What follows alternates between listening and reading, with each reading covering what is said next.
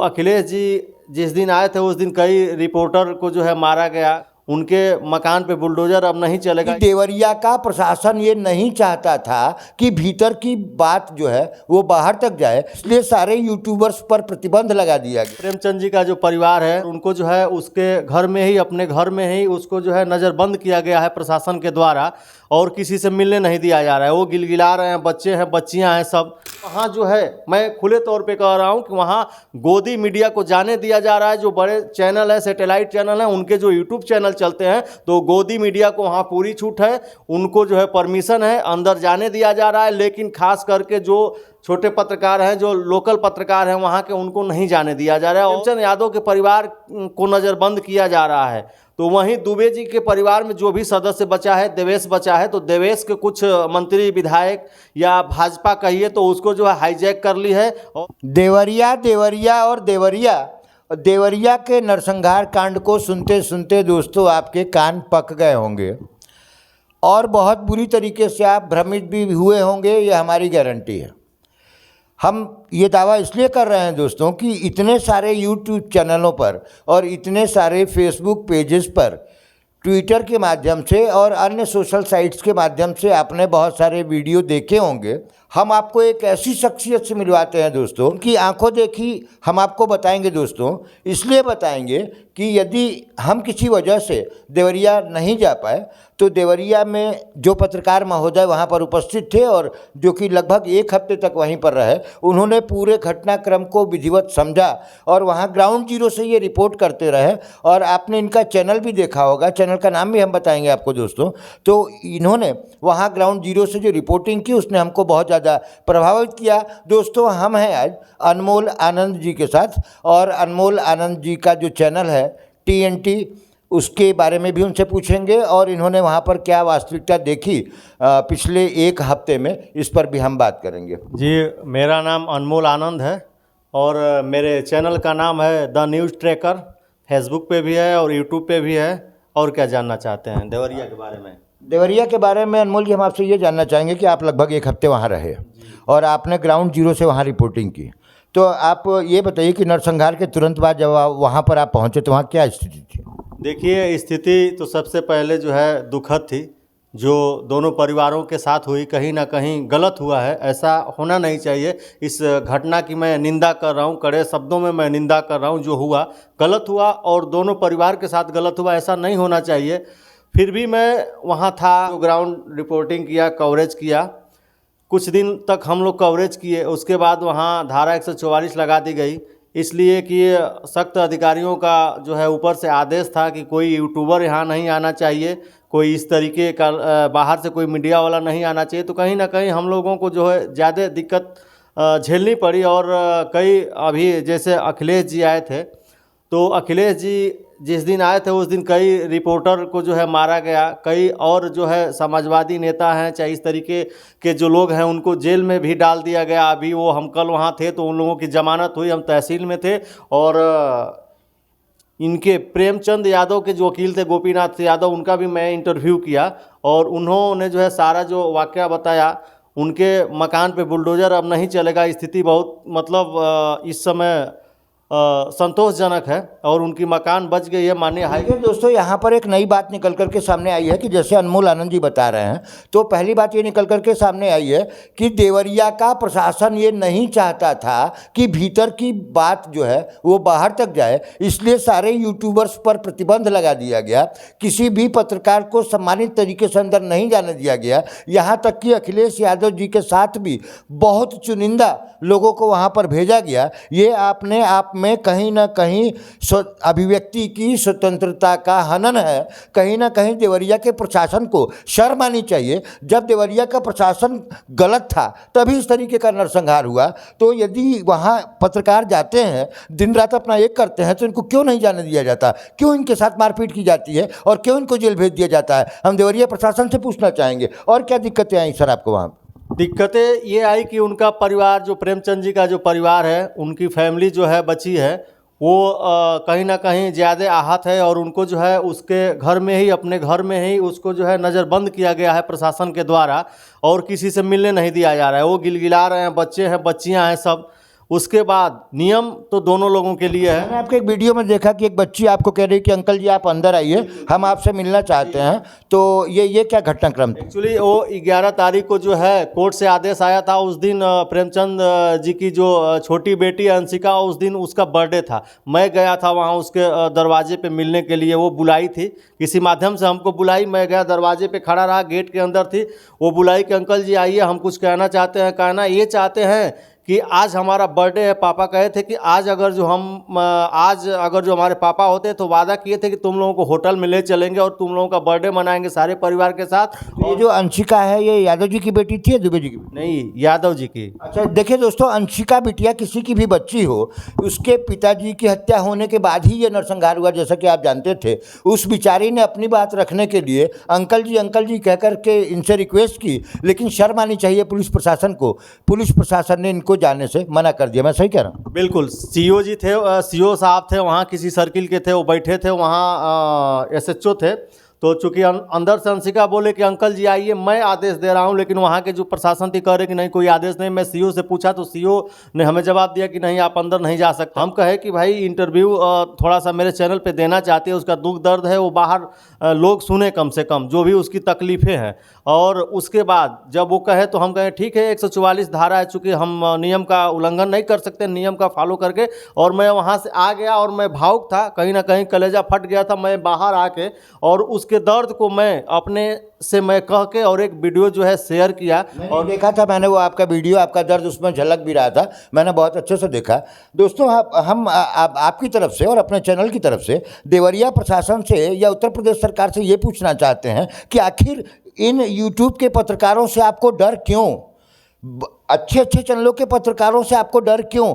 उस बच्ची से यदि ये पत्रकार महोदय बात कर रहे थे तो कौन से अंदर की बात वो बच्ची बता देती? इस बात से आपको डर क्यों बार बार जो है वो पत्रकारों को वहाँ पर जाने से रोका जा रहा था? कौन सी 144 में 5 लोग एक साथ इकट्ठे नहीं हो सकते। 144 का हवाला दे करके कैसे एक पत्रकार को जो है वो अंदर जाने से रोका गया? ये शर्म की बात है और बहुत सोचनीय बात है दोस्तों। वहाँ सिर्फ मैं कहूँ तो मैं सरकार की नाकामी है, राजस्व विभाग की नाकामी है। अगर जो घटना होती है उसके बाद उनके दुबे जी के घर से और प्रेमचंद के घर की दूरी करीब 2.5 किलोमीटर है। तो 2.5 किलोमीटर अगर जो घटना होती है तो कहीं से ना कहीं अगर जो पुलिस वहाँ आधे घंटे का टाइम जरूर होगा, तभी भीड़ इकट्ठा। आधे घंटे के अंदर अगर जो कोई भी वहाँ डायल 112 भी चली गई होती तो कहीं ना कहीं पुलिस के डर से ऐसी दोबारा जो है जो घटना हुई नहीं हुई होती। और घटना हुई निंदनीय है, राजस्व विभाग की कमी। आज तक राजस्व विभाग कहाँ था? दूसरी बात है कि वहाँ जो है, मैं खुले तौर पर कह रहा हूँ कि वहाँ गोदी मीडिया को जाने दिया जा रहा है। जो बड़े चैनल है, सैटेलाइट चैनल है, उनके जो यूट्यूब चैनल चलते हैं, तो गोदी मीडिया को वहाँ पूरी छूट है, उनको जो है परमिशन है, अंदर जाने दिया जा रहा है। लेकिन खास करके जो छोटे पत्रकार हैं, जो लोकल पत्रकार हैं वहाँ के, उनको नहीं जाने दिया जा रहा है। और नहीं जाने देने का कारण है कि जो परिवार के प्रेमचंद की जो समस्या है वो बाहर चली जाएगी। दूसरी बात, नियम जो है सबके लिए एक है। अगर जो प्रेमचंद यादव के परिवार को नज़रबंद किया जा रहा है तो वहीं दुबे जी के परिवार में जो भी सदस्य बचा है, देवेश बचा है, तो देवेश के कुछ मंत्री, विधायक या भाजपा कहिए तो उसको जो है हाईजैक कर ली है और कहीं ना कहीं जातिगत वहाँ जो है कार्ड खेल रही है। और ये जो है बहुत गलत है और आगे इसका परिणाम बहुत गलत होगा। जाति में बांट के अपनी जो है रोटियां सेक रही हैं और उस देवेश को देवरिया रखा जा रहा है। तो ये बताइए, प्रेमचंद यादव के परिवार को वहाँ उसी के घर में कैद रखा जा रहा है और देवेश को देवरिया रखा जा रहा है। आखिर क्यों? प्रशासन के पास कोई जवाब है? अभी देवेश के परिवार के जो भी लोग मारे गए हैं उनका कातिल कौन है ये लोग तो पकड़ लिए हैं, कितने लोग जेल में हैं। लेकिन सबसे विशेष बात है कि प्रेमचंद यादव को कौन मारा, इसका अभी प्रशासन खुलासा नहीं कर पा रहे कि उसका कातिल कौन है और कब तक मिलेगा और कब तक पकड़ा जाएगा। अनमोल आनंद जी की बात से दो बातें यहाँ फिर निकल करके सामने आ रही हैं दोस्तों। पहली बात तो ये है कि इन्हें इस बात का दुख है कि जो लोग गोदी मीडिया के नाम से फेमस हैं, जो बड़े बड़े बैनर हैं, जो बड़े बड़े चैनल हैं, सिर्फ बड़े का मतलब बड़ा वो नहीं होता है जो आपके पक्ष की खबर दिखाए, बड़ा वो होता है दोस्तों जो कड़ी धूप में मेहनत करके वहाँ ग्राउंड जीरो से रिपोर्ट कर रहा था। बड़ा वो होता है जो आपको ज़मीन की सच्चाई दिखाता है। बड़ा वो होता है जो कि गांव वालों के बयान लेता है। बड़ा वो नहीं होता जो सैटेलाइट पे दिखाने के लिए कि कोई मंत्री गया, उनके साथ एक विजुअल दिखाया और बड़े चैनल का एक बैनर लगा दिया, काम खत्म हो गया। दोस्तों देखिए, आप यूट्यूब चैनल यदि देखते होंगे या फेसबुक पेजेस देखते होंगे तो मैं इस बात का, अनमोल जी की बात का विरोध करता हूं कि कोई भी पत्रकार बड़ा या छोटा नहीं होता। यदि वो उसके और हर एक व्यक्ति के पास जो है वो अभिव्यक्ति की स्वतंत्रता है और संविधान ने उसको स्वतंत्रता जब दी है कि आपके पास अभिव्यक्ति का अधिकार है, फ्रीडम ऑफ एक्सप्रेशन है, तो कोई छोटा या बड़ा नहीं होता। क्योंकि बड़े में क्या दिखाई देता है ये आप बहुत अच्छे से जानते हैं, क्योंकि आप टीवी चैनल का न्यूज़ देखते होंगे और यूट्यूब पे आपको कौन कौन सी सच्चाइयाँ धूप में जल करके या ठंड में कांपते हुए या बारिश में भीगते हुए आपको यूट्यूबर दिखाता है, ये आप बहुत अच्छे से समझते होंगे। हम ये नहीं कह रहे हैं कि हम भी एक यूट्यूबर हैं या अनमोल आनंद जी एक यूट्यूबर हैं तो हम अपनी बड़ाई कर रहे हैं, नहीं। यदि कोई घटना घटित होती है यहाँ से 200 किलोमीटर दूर, यहाँ से 500 किलोमीटर दूर, हम लोग ग्राउंड जीरो पर जाते हैं और बिल्कुल सच्चाई दिखाते हैं, एक एक व्यक्ति से बयान लेते हैं, तो कहीं ना कहीं ये हमारी स्वतंत्रता पर भी जबकि हमला है। और कहीं ना कहीं इस बात को, इस यूट्यूब को या यूट्यूबर्स का जो काम है, इसके महत्व को दोस्तों हाल ही में मोदी जी ने भी स्वीकारा है। उन्होंने सारे देश के यूट्यूबर्स को बहुत बहुत धन्यवाद दिया है और यहाँ तक कि यूट्यूब का महत्व नहीं होता तो खुद माननीय मोदी जी ने कहा है कि आप मेरा चैनल भी सब्सक्राइब करें। मैं सही कह रहा अनमोल? बिल्कुल बिल्कुल सही कह रहे हैं। मोदी जी ने आके जो है अपील की थी कि मेरा ये चैनल है और यूट्यूबरों को बधाई दी थी और अपने जो है चैनल को सब्सक्राइब करने के लिए और बेल आइकन दबाने के लिए लोगों से कहा था। दोस्तों देखिए, बेल आइकन दबाने के लिए मोदी जी आग्रह कर रहे हैं, हम लोग भी आग्रह करते हैं आपसे और आप ही लोगों की वजह से हमारे चैनल चलते हैं, क्योंकि हम ग्राउंड जीरो से सारी सच्चाई आपको दिखाते हैं। अब अनमोल जी के कहने के अनुसार वहाँ पर ये इन्होंने राजनीति पर बात नहीं की, इन्होंने सिर्फ ये कहा कि दुखद घटना है और यही बात अखिलेश यादव जी ने भी कही थी। यहाँ पर एक बात चर्चा में आ रही है अनमोल जी कि योगी जी जो है वो सिर्फ एक परिवार से मिले वहाँ जा कर के, और अखिलेश यादव जी भले दूसरे परिवार से न मिल पाए लेकिन वहाँ जाने का प्रयास उन्होंने किया। इस पर क्या कहें?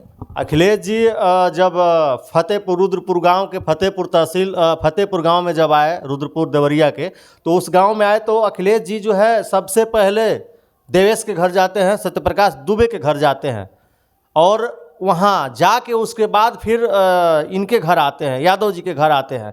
पहले उनके ही यहाँ गए। तो अखिलेश जी का भी यही वहाँ प्रश्न था कि आखिर प्रेमचंद यादव को कौन मारा, इसका खुलासा नहीं हुआ अभी तक। उनका भी यही सवाल था और पीड़ित परिवार जो भी उनसे मिला उनकी हर संभव मदद करने के लिए कहा। दुख की बात यह है कि उनके आने पे जो है कई पत्रकारों को पुलिस के द्वारा अभद्रता की गई और लाठियों से मारा गया, बर्बरता पूर्वक पत्रकारों को मारा गया और मार के जो है उनको जेल ले जाया गया। और मेरे सामने की बात है कि मारा गया, लेकिन वहाँ आखिर इतनी फोर्स थी, कर क्या सकता था कोई, कहीं ना कहीं मजबूरी थी। लेकिन ये जो है एक पत्रकारों की यूनिटी होनी चाहिए और इस चीज़ पे आवाज़ उठनी चाहिए। जो मेरे पत्रकार भाइयों को मारा गया इसकी मैं कड़े शब्दों में निंदा करता हूं और कहीं ना कहीं प्रशासन की नाकामी है कि जो वहां पत्रकार है सच्चाई न दिखा दें, इसके डर से जो है पत्रकारों पे पुलिस का हमला हुआ।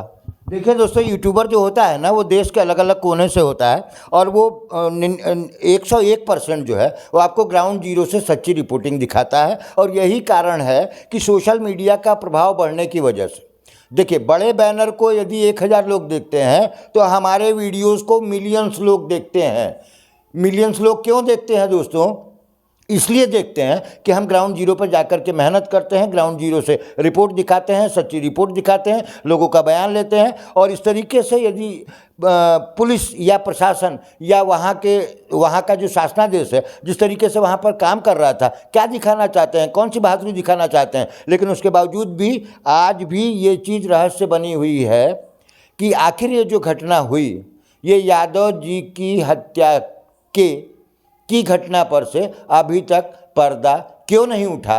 दोस्तों हम आपका बहुत समय नहीं लेंगे। मैं हूं हरिओम श्रीवास्तव और आप देख रहे हैं मेरा यूट्यूब चैनल यूनिक न्यूज़ 1। और यदि आप मुझे फेसबुक पेज पर देख रहे हैं तो आप देख रहे हैं यूनिक न्यूज़ 1 और हमारे साथ हैं द न्यूज़ ट्रैकर के संचालक महोदय, और इनका नाम है अनमोल आनंद। इनके बहुत सारे वीडियो हैं, यूट्यूब पर भी हैं और फेसबुक पे हैं।